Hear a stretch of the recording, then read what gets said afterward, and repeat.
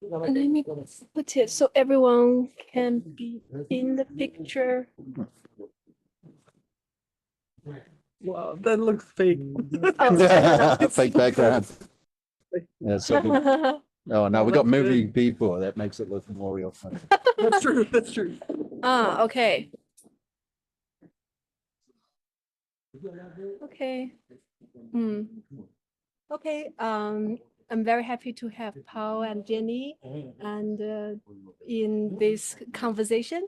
I think today it's I want to like talk and discuss with you about some your insights on education, because since I know you have been to different parts of the world, and Paul being principal in different like schools around the world, and also Jennie has did a lot of research on education as well.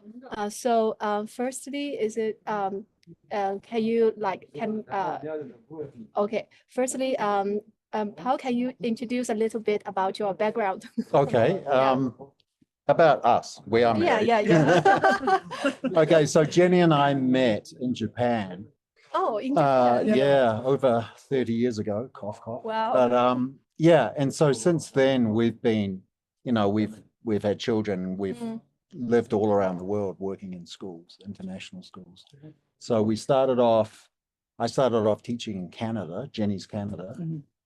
And then he's a New Zealander. So yeah. Okay.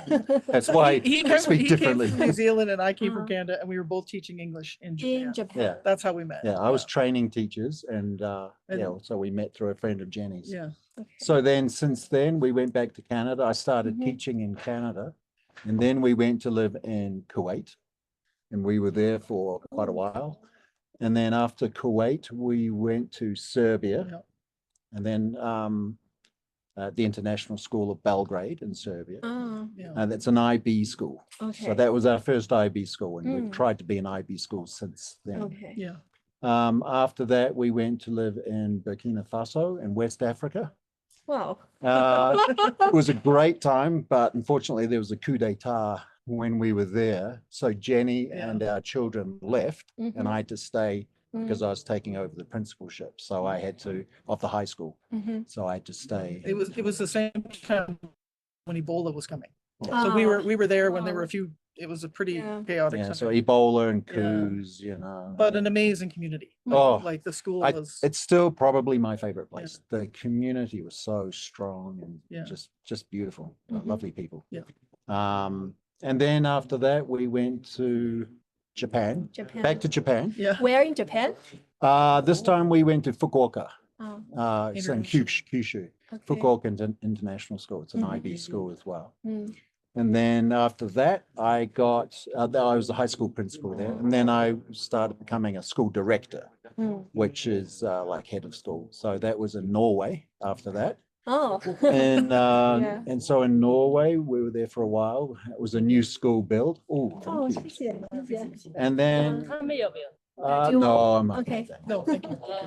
After Norway, we did a bit of a stint during COVID. Yeah, we went to Australia for a little bit and New Zealand, so we were there for a while. And then this latest period has been in Zhuhai. Zhuhai International School. Yeah, the head of school there too. That's IB as well. Yeah. Okay. Yeah. All IB schools. Yeah. So you are like world traveling teacher. Yeah. In different countries. Yeah, it's addictive. We love it. We love culture. We love people. People all over the world are the same. Everywhere. They have the same dreams for their children. They have the same sense of humor. They're just friendly. Everyone's friendly wherever we've gone. So it's been great. Yeah. So I'm very curious because you travel around the world as a teacher, and you saw different parents, students in different countries, and you just mentioned you think they are the same. But I always think in China we are very 卷, how to say, strict. like stressed. And Yeah, okay, we are okay. like parents are aiming for the university and the career. The Mm. students have a lot of Gaokao stress. and The everything. gaokao. Mm. Is it the Yeah. same around the world? In Japan, it is. Yeah.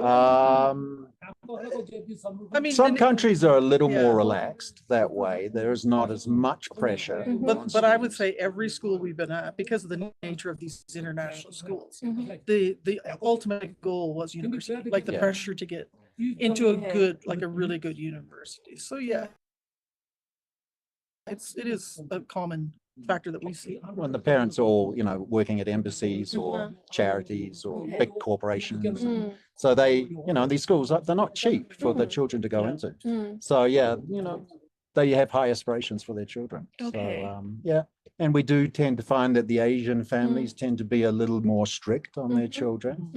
Mm. Yeah. So the IB though, we try and do a more Mm. humane approach to education, more Mhm. democratic Mm. form of education.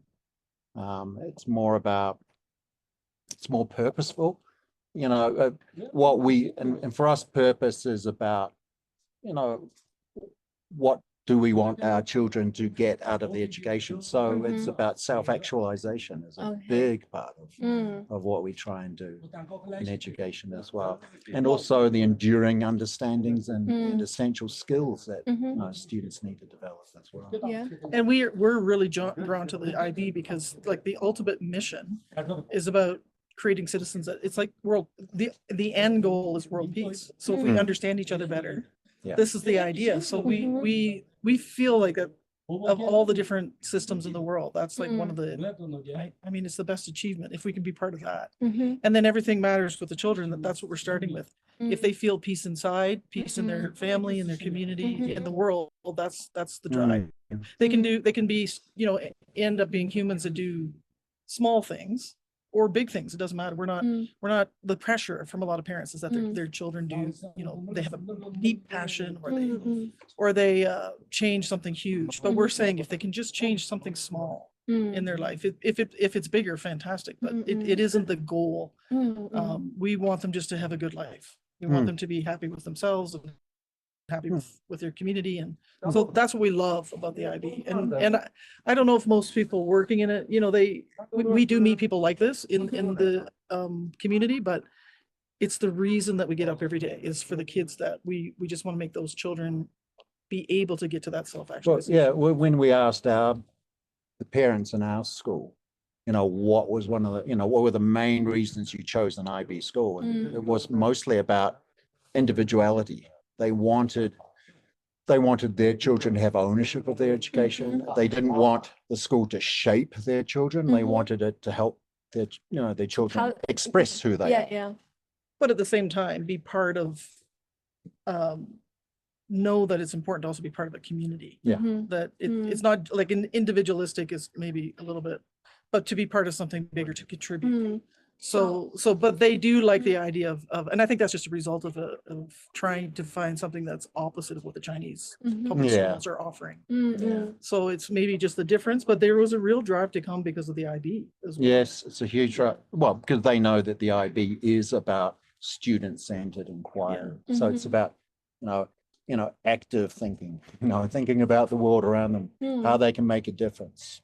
Action, what is the action from what they're learning? What's the purpose, the relevance of what they're learning? Yeah. So, and also the whole child, we're not just teaching academics, we're teaching, we're helping develop the child physically, emotionally, socially, and spiritually as well.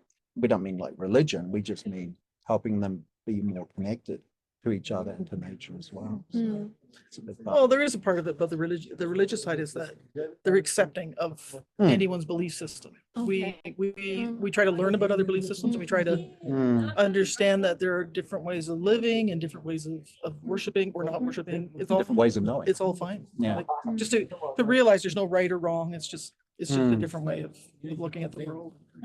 Yeah. And also a big part of IB is experiential education, which is why we're here. Yeah. It's that active inquiry, kids going out there actually creating, whether it be project-based learning or Problem-based. problem-based learning. And it's just, it's more engaging, it's more fun, I know. Yeah. and it's more sustainable. Because Right. if they learn these skills, Mhm. they're more likely to Mm. sustain them after they leave Mhm. school, Mm. as opposed to learning from a book. Mm. A book tells you a lot of things, but it's not your experience, it's someone else's experience. Right. So we think it's really important that they get this opportunity to come here and create documentaries, for example, and to learn about the culture and the history and everything as well. And they've had to, I think they've had to dig deep. Like you could see in the first days I got here, Mhm. there was that they're very shy. Very shy. And then and just as Yeah. as the days have gone by, it looks like they're digging in deeper Yeah. and deeper and Yeah. pushing themselves harder, which they wouldn't, if they were doing this for a project at school. Mhm. There's no, like, the audience here is now going to be us and the parents, and it's a real audience, so they're going to try really hard. Mm. But in school, often the situation is it's just for the teacher, Yeah. and that's not very motivating. Right. And I feel they really get the ownership of the project. Mhm. Yesterday, I met two kids. I slept a bit late, and around 12:30, they're still staying up. Oh, really? At night? Oh, Really wow. Doing their documentary. They're Oh. working. Yeah, they're working very hard. See, and it's not homework. It's not something that a deadline they have to do. They want to do it. And that's the difference of Passion. if they can do It's this. you can see the passion, and they really want to do their own project to fulfill it. Mm. Yeah. And I have a still question regarding about IB education, because you have been teaching it for many years and many different places.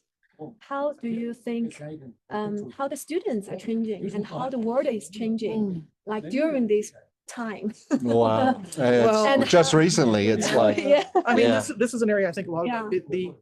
of I came out of design and marketing originally when I came to and ended up working in schools, and they basically say from 2012, that was sort of the turning point, the year that social media really hit. Mm. And it's really been since that time that we've seen such a difference with children. And now we're seeing it even with the teachers, the pure addiction to, and all of us. I mean, it's not just the children, it's everyone. And that has made a real difference because the attention span, I'm noticing it as a librarian, the ability to sit and concentrate and read is getting less and less. Like everything is being reduced. So we have to think of ways that we really get them engaged. And this is part of the experiential learning, is that this is authentic. Living in a screen, they forget what it is like to live in the real world. And so that's the part I'm really worried about this. I think we're gonna swing back. I think we're starting to see people that are realizing that this has gone too far, this experiment. But that is one of the major changes that we've seen in the years that we've been in it. We were very excited when, I think it was like 2007, 2008, when all this internet, the whole Web 2.0 was the big wave. We thought it was going to really empower students in education, and it did. There were many parts that were amazing. The connectivity that we have, and having the world's knowledge at your fingertips, but there was a price to be paid. And that's the social emotional side that I feel we've really Emotional side. social emotional. Yeah, this is okay. Can you just explain a little bit more how it socially and emotionally like affects the students? self-regulation. Self-regulation. Big part of it. So so with the children, what we're finding is partly this was a COVID baby problem, but self-regulation with the children is that inability to focus or to focus on something for any length of time. Well, Right. yeah, but also how they react to different situations as well and regulate their own emotions. Yeah. Can you give an example? Like they being quick-tempered, and not being, as they don't have the space. I think they between- expect, because it's become so insular. We used to sit around and watch TV together. Now everybody's on their own phone. Right. And you watch people at restaurants, they sit there and they watch that. They've got their own personal media following. Yeah. And then their ability to deal with frustration is being limited because they're not communicating as effectively. They're not spending as much time connecting emotionally with each other. So we see it with just reading someone else's facial expression, understanding whether a person is upset or not. It's very important. Very important. And now Uh-huh. the children at a very young age are being given screens, and they're spending more and more time in this With the screen. with a screen. So they're not connecting Right. and seeing, what is normal, what is and how to react. So we find that they have we call it a short fuse. So from the Yeah. time something happens to their reaction is very quick. Like they get very upset or even being extremely happy and then extremely sad. Right. There's these extremes. Yes, and recently I just watched a like interview with the writer of the *Sapien*. What's the name? Like, Yeah. Yeah, I know. Yeah. Yuval. So he's also worrying about it. But for the AI coming, Yes. the coming or it's ongoing AI era. Yeah. And he said, the most dangerous thing is this very intimate relationships people or the kids used to form with their parents and their friends. But now maybe from very young age, they form this relationship with a bot. Yeah. So even worse. Yeah. With any technology, you're going to have negative and positive impacts. I think initially they'll be negative because we won't know what to do with them. Yes, we don't have these regulations and these alerting of what kind of We'll just be risk understanding how to integrate it into our lives. Yes, we just welcome everything without limit. Yeah. That's right. And the younger children will adopt it very quickly, easily. Yeah. And so we do think about this. We wonder what will the benefits of that be. There may be some benefits, and I do think eventually it will also teach us the youngest children, how to regulate and how to those relationships. I think we're completely wired to be looking at each other and agreeing and giving feedback. And I think that eventually we'll figure that out with AI. But the transition period, I think it's going to be tough. See, I can actually see a future with each child actually having their own learning assistant, AI learning assistant that actually taps into their emotions and their interactions, and maybe gives them advice on how to be a little more pro-social in certain situations as well, because often we're not. And there's a really good book, The Diamond Age, by Neil Stevenson, where a young girl or girls are given to the Victorian primer, young ladies Victorian primer. And this book, it's an AI book, and it helps them learn about everything, how to act, how to interact.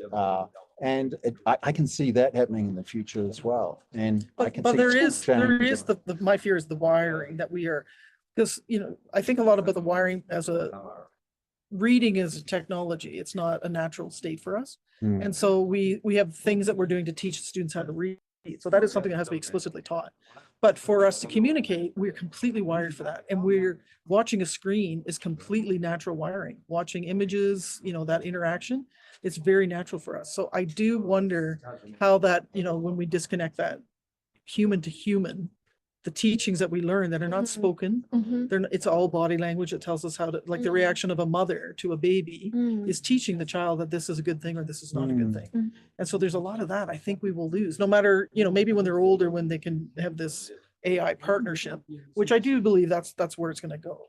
But that youngest age. But in the interim, it's going to be messy. I think it's going to be. It will. Some cultures will pick it up easy and have no worries. How do you think China? Because you have been in China and like see your students and kids on the street. I thought a lot about this adoption here because we seem to have, maybe it's from the West. We have there's a morality around it. We feel guilt. We use these things, we do these things, but we have a lot of shame and guilt related to it. And I feel like here, there's not that. Technology is not riddled with some kind of guilt. And the adoption is. The use is way more open. In your face, someone will come sit down beside you and start watching a game, not playing a game, watching a game really loud. Or in the elevator, they'll be, watching some TV show and they'll be having it really loud and 8 other people standing there. And we of course are like, oh, that's very rude. Like, I don't understand. But it's not culturally, it's not a It's not a bad thing here. So I wonder about not having morality connected to that usage.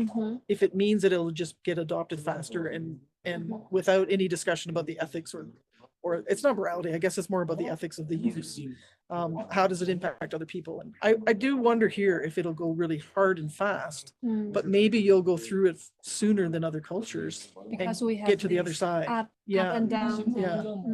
You might find, or there'll be some cultures we think that'll just leapfrog as they do, and they don't go through a transition. They don't do it, and then all of a sudden they do it, and they and they take all the Well, India, lessons. for Oh, example, India, okay. like we spent so much money on infrastructure to be able to communicate, telephone wires and exchanges and everything like this. Then the mobile comes along, and then boom, India just picked it up. someone can just pick it up in a village in the remote Yeah. parts of India, find out which village will give him the best money for his product, and go that way. In the past, they would have to travel, a day and a half or a day to get somewhere, and then realize they should have gone the other way to get a better price.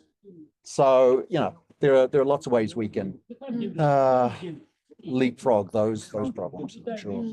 And I think long term, I think we're going to start seeing. I've talked about this idea that globalization. I think we're sort of shrinking again, and I think we're going to see more fracturing, which means to me that there'll be sort of these different communities, types of communities that'll evolve. And I grew up in an area where we have Mennonites, the Amish. Do you know the Amish? They ride horses and Horses and they buggies. live in like with no electricity. So they Oh, we're black. so they were a they sort of, live by themselves in Yeah. the Yes. community. yes, they're very so. Yeah, that's right. And where I grew up, we have many in that area, so we see them all the time. And I think they speak Old German. Old German. Yeah, so they sort of stopped in time, and they decided there are many different groups, and they make many different decisions on what their group wants to do. Some of them decided they wanted cars, so they do have cars. Some are still in horses. It's all individual, but the general premise was that they kind of slowed down time, and they've rejected technology. So I think we're going to see more of this happen, where groups of people are going to say, we don't want AI, we don't want this disconnection, we want to maintain what we have now. And so I can't imagine it's like a new Amish, but something like this, where people. Whereas I'm an eternal optimist. He will adopt And I honestly think that my job is to be an optimist about the future. And I can actually see that not AI taking over, but I think of AI as augmented intelligence. It's using it to be better at what you do. I have to admit, since AI came along, I've learned far more and far more things that I'm interested in, discovered new fields that I'm interested Can you in. just explain how you, like as a principal, use AI to help with your work and your. Okay, when I first arrived so just after AI came out, I took up this job in China. And so the first thing I did is I got all the policies, and I use Claude. Everybody talks about ChatGPT, but Claude Projects is really good. And you have to pay monthly, but it's worth it. I got all the policies and procedures and manuals and handbooks, put them inside uploaded them to the project. And then whenever I want to have a situation, I can ask it. And first of all, I verified that it was telling me the truth, but it would tell me all the policies that apply to a certain situation. And I could also say, with regard to the IB principles and practices, which policies are not quite aligned with our educational framework. And this normally would have taken months to digest all that information, to understand it, then to be able to compare it to something else. So you've essentially built, and this is what people are doing, they're building their own language models. So within their own context, they're building this like new brain, and then they can tap into it and they can figure things out. So I'm also studying, and as a student in this period of time, it's such a transition. Like universities don't know what to do. It's become a real conflict. So some of them are coming up with ideas, but the classic approach that they're using is that if we make you really connect personally to the project, then we can understand whether it's you or not. But it's not really working, because even AI can make up, can pretend that it's making some kind of connection. It's very hard at scale. If you're talking thousands of students, it's impossible to really track it. So we have to really reassess how we're teaching and how we're delivering at scale. Like right now, when you're in a school like ours, the teacher knows personally the students, and we have small classes on purpose. they know the student, they know their voice, they know their abilities, and so they can see very quickly if the student's using AI as a tool. Okay. But a really good teacher will say, let's use it to help us better understand something, to look at the big concept here, to break it apart, to help them with the language barrier, because many students are struggling with the language. Yeah. So it's a really effective tool if the teacher knows how to use it. And for me, AI, the introduction of AI is actually helping us to change education for the best. Because the old form of education was, here's an assignment, it's homework, you do it at home. What's the sense in that? You know, your more knowledgeable other, the teacher, or even your classmates are separated from you. But if you can do that in the classroom, if you can actually develop your thinking and your critical thinking and your systems thinking, whatever you're doing, whatever you're creating, it can be done with help from others around you. You can then, the teacher can actually see the student doing their own work and creating their own thinking process. If I send someone away and say, go do this, well, first of all, if they need help, I'm not around, and none of their classmates are around to sort of talk it through and collaborate as well. It's not that they don't need, I mean, as we all do, we need also separate time just to really be able to concentrate and think. There's that Deep reading. we need that deep thinking time too. But what we see in practice generally is sometimes this, you know, and parents are also driving this, but a lot of parents want this huge chunks of time spent at home doing homework because they believe that that's making it better. Whereas, But we especially for younger students, we just say for homework, read. yeah, Read for interest, read for knowledge. Read. and have the parents read with them. Yeah. Like we really encourage the Read parents to your read parents. them. But we're seeing that they kind of have this idea that if the child is busy at home doing homework, that means that they're really learning. They are And learning. There's a lot of we think that's a research. very low level of learning. Yeah. Okay, so it can, I think there are two questions. One is just regarding about like AI, what we just said. So I think just how you think the education should shift, what kind of like essential parts should be in the education for the future like generation to face this like big challenge. So this is just one question. Another, I'm very curious. You said there are like different levels of learning. Yeah. Just maybe later you can explain a little bit more about this. Yeah. Okay. Yeah. Well, for me, for AI, Mm. I think a big thing we should be teaching in school is ethics. You know, students should be learning, you know, what is good, what is not good. How do we, you know, how do some people get manipulated? How do they not get manipulated? And for me, AI, again, it's just augmented intelligence. It's a tool. It's a tool, yeah. It's just going to help you do what you're going to do. But the ethics around it, we should all know that. I also think that we should. Yeah. Just check. With the AI, I also think that it's making these situations like what we're doing right now here. It's making this so important because AI, that whole tech side of the world, and that's still living in the cognitive space for the children. You know, it's still kind of disseminating information. When students are using it, they're finding out information. So it's still about the cognitive space. They're learning content. Yeah. But what we want them to learn is this, if we can get them to learn the skills. So this is what we experience in the experiential learning, hands-on. The kids they're getting the big idea or the concept and they're making the connection themselves. Yeah, after all, you know, we sort of think education, and we've just heard this this morning, actually, we're listening to a podcast. It's not about learning, it's about human development. Oh, yeah. We are here to develop good human beings. It's actually in whenever I write down my mission statement, I talk about developing ecosystems that help children naturally develop creativity, critical thinking, confidence, and to be caring as well. So for me, it's about helping people be good people. So yeah, so for the the use of AI, so I think we can use less time to learn the content, Yeah, but more absolutely. time to develop the human being. Yes. As a Oh, human. 100%. Yes. Yeah. Absolutely. And until now, most schools around the world, that's what we're doing. We're spending so much time learning the content. And I know there's the ongoing debate about content versus concepts, and we think about this a lot in the IB, but we're still sitting in boxes in classrooms all day with our children. You know, there's very little outside of that time span. We call them, this is not our term, but there was a term bells and cells. Okay. So it's this idea that the bell rings and they move to a new box. Yeah. Moving.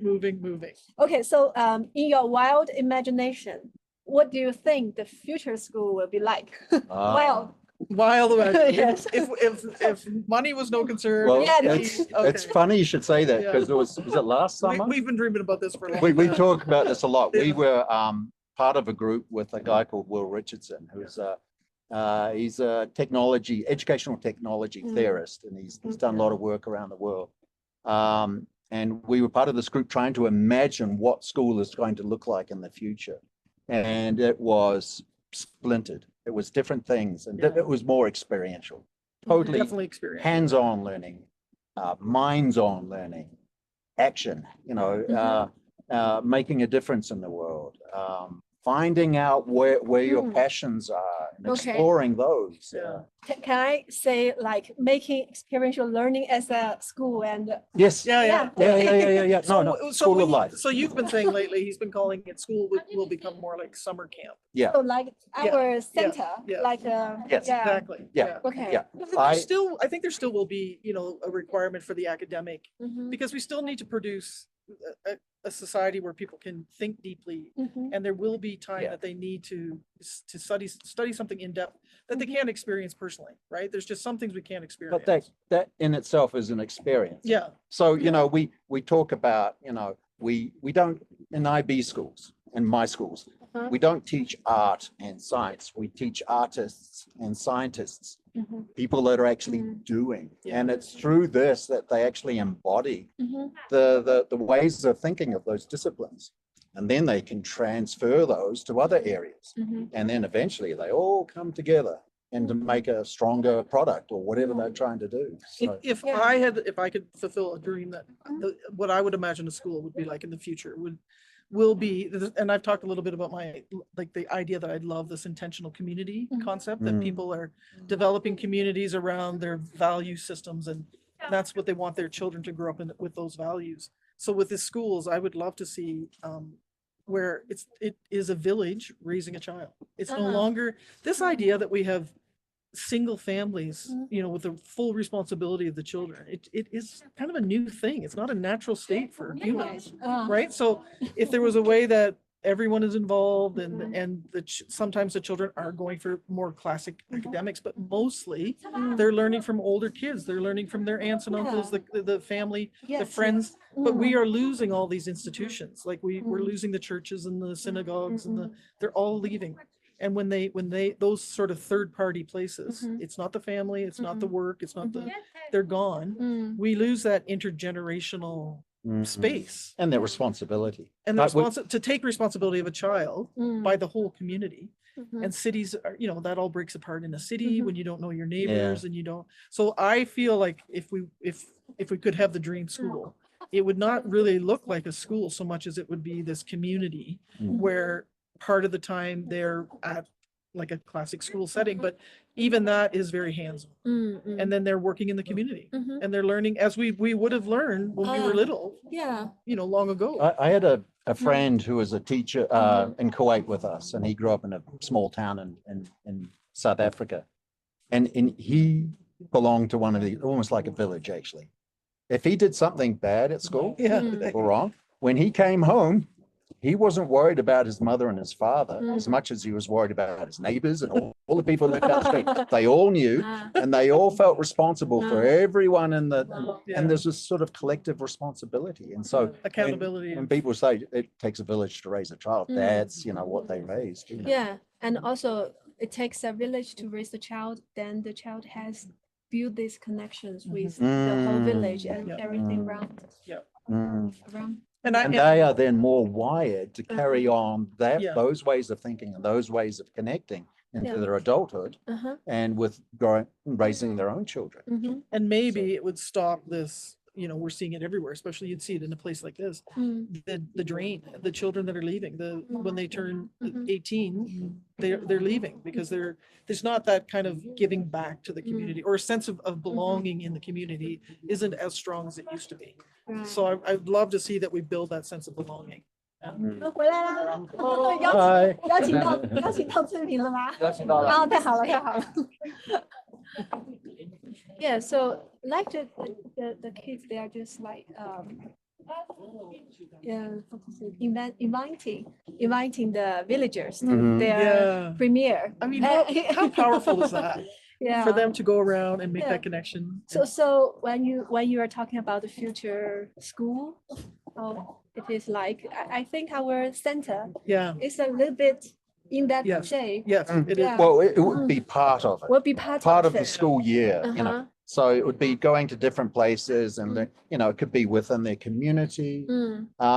We do some aspects of that in the DP with our service learning. You know, our students throughout the primary years program, the middle years program, and into the DP with their core learning as well. They do a lot of giving back to Connected the to the community. community. Yeah. But still, it's not like it's this. not- It's not the sense Yeah. that you have at your center. No. And I can see, like, for me, I don't think we're going to call them schools. They will be more community centers. So there'll be 0 to 99 coming to learn. It won't just be children school age. You know, we have all these we call them ghettos. So there's kindergarten ghettos, they stay there. The seniors, they stay there. Everyone's separate. Workers, we're all between 20 and 50, 60. We are here. Okay. Everybody's separated. We're every day, all day long. So how do we create a world where we're coming together more? And if we have these centers, you know, I don't know what to call them. I call them community centers, Okay. because some cultures like Australia they have some really good facilities that they bring together the community, and it's based around learning for all ages. Yeah. They do meals, you know, they bring people like lonely people. They bring them in to have a lunch once a week. Or So they're trying, retirement homes they're that trying to are, do connections. Yeah. Retirement homes that have that are kindergarten connected to schools. to a kindergarten school. They've got that in Australia. They've tried that experiment. So there are ways to bring these things together. But my thing is, we need to do it intergenerational. It can't be different age groups. You have to find ways to bring people together, because the elderly have so much to teach us, Yes. and the children have so much joy to give to lonely people. So, you know, why are we separating everybody, keeping them in these areas? You know, and it's partly because of the way we do work. You know, 9 to 5. The good thing about it, I think, with AI and the scary part that people are worried about, a loss of jobs. I think it means we have to rethink the whole idea of our system of working 9 to 5. Schools were part of the solution of taking care of the children while the parents worked 9 to 5. So if that starts to break down, what is our purpose every day, all day? You know, I don't even want to get into the economics. I have no idea how that works. But that future where less people are working as hard as we work now, what does that look like for schools? You know, I don't know. So because you just mentioned like different layers of levels of education. Yeah. So how can you explain a little bit more? And well, we kind of do it. We used to do it more with apprenticeships, and this and some countries still do that. Well, I think it comes down to we've adopted this model of education is new. It's only about 200 years old. Yes. Yeah. 150. Industrial. Yeah. Thomas Mann Yes. went to Yeah. Austria and he adopted this military style, which is why you get the uniforms and everything looking like military. When he walks into the school, That's the security guards, not the students. No, but there's this level of like, you know, hierarchies that we have in schools. Yeah. Yes. Yeah. And that model was basically just created so that we could manage the masses of people coming to live in the cities and also teach kids how to listen to bells and move to cells at certain times. Because their factories work the same way. Yeah. And to be able to read so they can fix machines and stuff. And so there were and it was a lot to do with control as well. Yeah. So we have to move away from that model. It's broken and it's dehumanizing. Yes. And we need to start unschooling the societies that we have. And it's sad, you know, I think the other day you were talking about, you know, what have we experienced different ways of teaching around the world and local communities? believe it or not, Almost the same. it's exactly the same. It's Mm. but more rigid. Mm. It's because they're a little bit older. Like in West Africa, we went to this, we traveled for hours into this remote village in Burkina Faso. And we go into this classroom, we were invited there, and there were 97 kids in this class in rows. It wasn't a big room. They're all in rows and they're all sitting like this and they're all quiet and The teacher was writing and they were, the and they were chalkboard, yeah. repeating after the teacher. Yeah. And it was like, that's not the way they learned 200 years ago. They Yeah. learned by doing, Mhm. you know, so, oh, Well, they really learned a lot from the elders. And Yeah. there was a lot of Apprenticeship. wisdom was shared Right. with the children. So in that sense, I think the adaptation of AI maybe can accelerate Yeah. Mhm. the speed to changing Yes. the Yes. And that's all we Yeah. think. Yeah, Yeah. totally. education. Yeah, yeah, yeah. It can help us remove some of the bad practices. Yes, I hope Yeah. so. Yeah. But there are dangers along Mm. that Yeah. way. That is, and so we should be thinking very hard about each step, because like all these systems, people are involved in it, but they don't really analyze why they do what they do. Mm. So we have to make sure that everyone that's, this next generation, we're really thinking carefully what AI is doing. Mhm. But I'm just afraid it might be the same thing. Corporations get a hold of it, Mm. they control it. It's just what we saw with the internet and how beautiful that was. Mm. And it very quickly got co-opted by Mm. corporations. Mm. Facebook Mm. was the driving force for many years. And so these things, if they're not in the public space or public control, it Mm. can get very dangerous. The same as everything ever done, always does. Right. So there can be very two extreme sides. Yeah. One is like being really dominated by AI and all the information and maybe like having many problems. Another side is to realize we are like to have this whole human being education and Yeah. to use AI as an tool. It kind of Yeah. frees us. It would And free us. I'm hoping there's it, like two right now, extreme the sides. right now, the people that benefit from education right now tend to be the wealthy. Yes. You know, they have the best tools, the best supposedly teachers and systems and everything. And I'm just worried that it's going to be the same thing with AI. I'm hoping it won't. I think it might be a liberating form, but But it maybe I'm feels- being naive. But it Maybe. feels like we are already starting that. The people Starting that to, yeah. are at the forefront of this are kind of the same thing where, right now it's the programmers or whoever's on the cutting edge of the technology, they're benefiting from it. And it's very biased. It's very male, it's very white. And so that's the world that's already taking control of it. So we've got to figure out ways to wrestle that back. But again, do we have enough power? Do we have enough ability? Like, is it, so we don't know. And we're not sure which way it's going. We just gotta, again, it's the root, the solution to everything and all this human development we're talking about is education. So we need to make sure that our students are fully aware of their place in the world, how they can be manipulated, Yeah. what tools are used to manipulate them, and what they can do about it. And then if we can strengthen that, and with the help of AI. But I see this as if we can get it to work in a way that it takes all that pressure that we've been doing for years very slowly in schools. This, what do we call it? Spray and pray. Yeah. When you're teaching a huge classroom It's gotta of be children deliberate. one thing, and you don't know how they're accepting it or understanding it or connecting to it. And so we want to make it that AI gives them that more individualized support, but then teach them the big ideas and get them thinking, holistically, experiencing the world like what you're doing. That's where we can shift to and have that much more human experience. And that other stuff could be taken care of. We hope that's where we want it to go. Ideal. I don't know. Yeah. Well, That would and be, if students then have their own personal teacher who's infinitely patient and gives them the path of learning that they prefer and the place that they like, they can learn where they like to learn, and also just help them communicate with others and be more, as I said before, pro-social. yeah.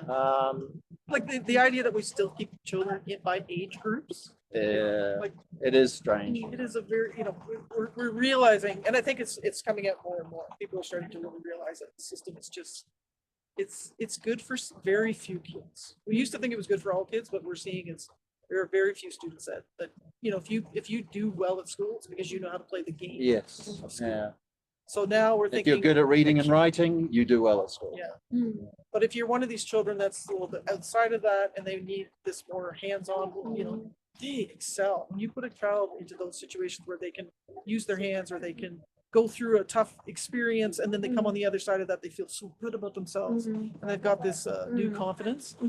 You can't buy that. Like that is, we can't teach that through a book. No. We can't.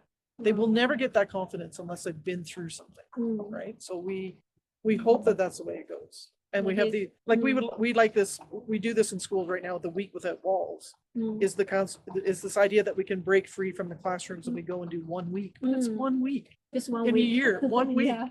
Like, we try really hard to make sure the schools are more, we go out on field trips and we have different things. And during COVID, that shut down a lot of that. The schools are now kind of reawakening and doing more of it. Yeah.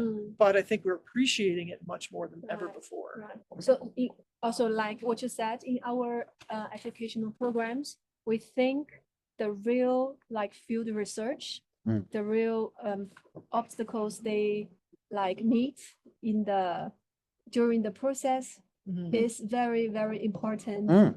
Something the meaning of the program. Yeah.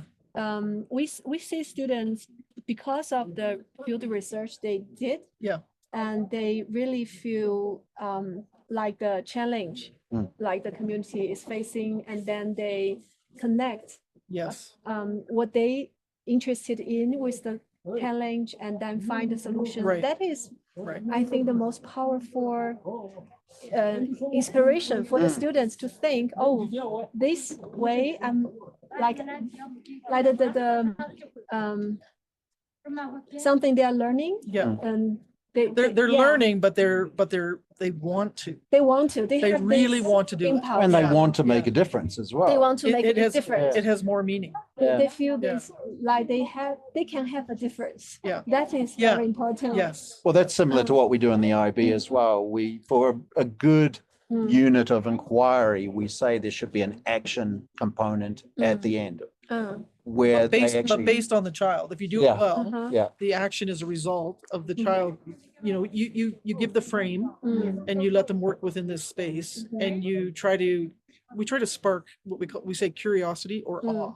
And if the child is inspired and they want to learn about something, the teacher has to learn to go with it and let the child go that direction. You're still trying to say, okay, well, we want you to learn this skill, or you need to learn this. We're trying to always add those in. But if we follow the child, and then by the end of this, they have some kind of action, it's connected to what they care about. And that is so much more powerful than saying everyone has to learn this at this time, test, learn it, test it. I mean, it's such an old-fashioned way of learning. So slow. It's so slow. And you haven't really like sparked the potential of the kids. They don't know. The children don't know themselves. They don't know what they care about. They're kind of numb. They've learned to become numb. If there was ever an excitement or they did a project that they love, it's so rare that they don't experience it on a regular basis. So we're always thinking about how can we expose them to different ideas and different perspectives and get them. And then when we find out there's something that they're interested in, we try to make sure that everything around them is about that and they can discover more. And if they lose the interest, it's okay. We move to something new. This is, I think, many Chinese parents are like having this dilemma. Dilemma. On one side, they feel so stressed from the school and from the people around them that they should go this way, and the other hand, they want their kids to have this chance to find themselves, to have this like their own will to Yeah, to right. learn, Yeah, and they're always like it's a battle. it's a battle. And in China, I think the battle is so fierce. Yeah, yeah. Well, there's Yeah, pressure. it's a lot of pressure on it's everyone. It's Yeah. pressure. And it's breaking up families and family relationships as well. We've seen that all over. It's inhumane learning. We've seen it all over the world where Okay. a high school student is having such difficulty with their family because it's when they're in that decision making, there's so much pressure on the child to make a decision about the direction, sciences, arts, they have to make a choice. And the parents are determined that they must go this one way. And the child obviously has many skills and natural abilities and just the way they are in the world is so different from that. So this is where we see the family to the relationship. It's not worth it, right? The family should be everything, the most Yes. important thing you ever have in your life. Yeah. And because of this pressure and this goal, they think we say it's the golden ticket for happiness because they think they have to have that ticket. They make their children feel terrible about themselves, terrible about the world, and they don't want it. But that's the pressure a parent feels. Yes. That is I think the very big problem many students in China are facing, because now I know many students drop out of school. We have encountered many in our center. Right, Yeah. right. Because the family and the kids really cannot bear it anymore. Right. And the best way to do it is drop the school. Yeah. Well, the suicide rates in Yeah. Japan when I was there was going through the roof because of the pressure on these final exams. But in Japan, it went, we saw years ago, Yeah, kindergarten. we saw pre-kindergarten children having interviews to get into the best kindergarten. Oh, So they could Because get the into the best primary school, Yeah. to get the best university. Does that happen here? Best- yeah, it's happening here as well. Oh, no, Yeah. that's tough. And the pressure was on the mother. At that time, it may be different now, but the pressure was fully on the mother. Yeah. If she failed to get the child into that kindergarten, then she failed. I mean, this is crazy that we're doing this to each other, Yeah, no, I think that and it's too bad that when they drop out, they refuse all of that, the aspect of school. Yeah. There should be parts of education we can still enjoy, even if they have like this. I think this is good that we have this idea that we do certain things in schools and they come here to have this experience, but I think we need to do more of it. Like Yes. it needs to be a better balance. Right now, the balance is too heavy on the classroom. Right. If we could do this more often, once a week, once a year, one week is not. Hopefully in the future, we'll have a week with walls. And the rest of the time, we're doing stuff like this, so One we'll see. week in walls. Yeah, Yeah, it's kind of a bad term, even week without walls. I know, it just, anyway. Yeah, so can you just explain a little bit more about the WWW Yeah, Week this is- Without yeah. Walls, and why you choose like this program, and during the program, because you see students are learning and making documentary, what kind of like change have you seen on the kids, if you have if any? Well, not much lately because of COVID. It Yeah. shut down Week Without Walls in many schools around the world Okay. for a long time. But it is But in the a past- result of. But we do it in other ways anyway. We don't have to call it Week Without Walls. It's, some people call it field trips.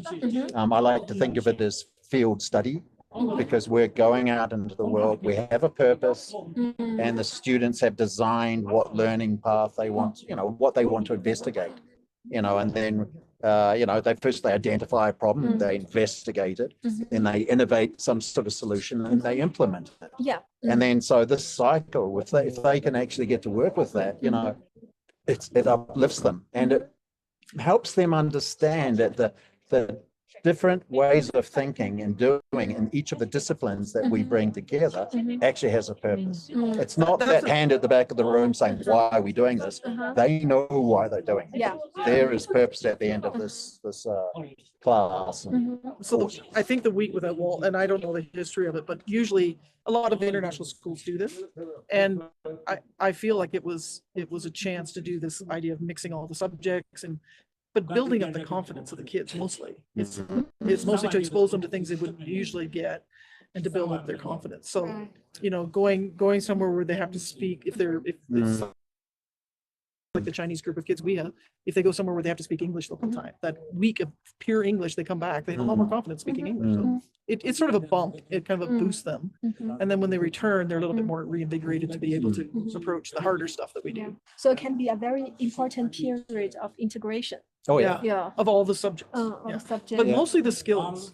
So we're moving more and more to thinking about the ability for them to be creative, critical, the C's, communication, creativity, critical thinking, and Yeah, systems thinking as well. collaboration. So those are very important skills. So just what this group has done with collaboration, helping each other and talking through their problems and trying to understand problem solving, communicating, all of it is happening in this week. Right.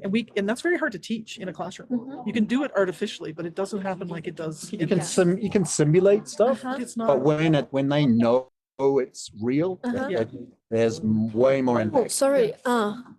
Yeah, I think we should. Okay. Thank you. Okay. It was too good. It was too Too good. good. Thank you. Thank you. Oh, I'd like to.